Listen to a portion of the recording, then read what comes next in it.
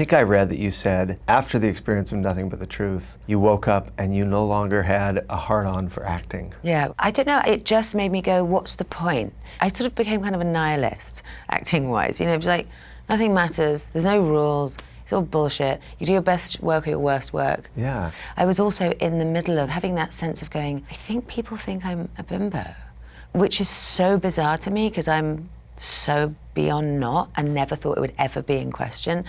But I think when you run around for a couple of movies in skin-tight rubber trousers, it doesn't really matter what your education or life or sensibility has been, there's going to be a kind of an assumption. And I just thought I was immune to that. I never crossed my mind, you know what I mean? You figure you just go do whatever projects. And then you'd return to baseline. Nobody would forget that you were this other thing and that you still are. I mean, I'm still not a bimbo, and I'd never thought about a public persona at all. I wasn't interested in it.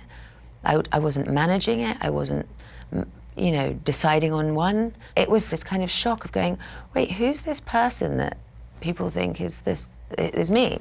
And at the same time, don't think it's particularly relevant to the world for me to go, sorry, can we all be clear on who Kate Beckinsale actually is? I'm pretty sure not that many people give a fuck. But it can feel kind of important to you because it's to do with identity. Identity is important to everybody, whoever you are, you know. And when you've suddenly got this very different one, it just feels really weird. So how do you reconcile that? I mean... Well, I didn't work for a bit. I thought, fuck this. And then I started going, okay, that's silly. I really miss acting.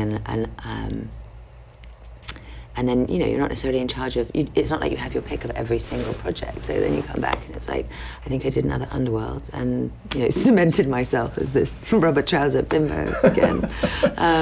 But I suppose the other thing with the advantage of being, you know, a million years old now is that, you know, life is short, but it is also long in terms of that sort of thing. And that an evolution of your work, all of those things add up together to kind of spit out, and this is the version of you right now. And I think I'm not wildly attached to any particular current version of me, and that can change in a half a week or a year or, you know, whatever. Because I know it isn't who, you know, the version of you is not who you are. It never has been. Even the greatest version, I was, oh my God, it's the greatest person ever. Sure. That's still not you, ultimately.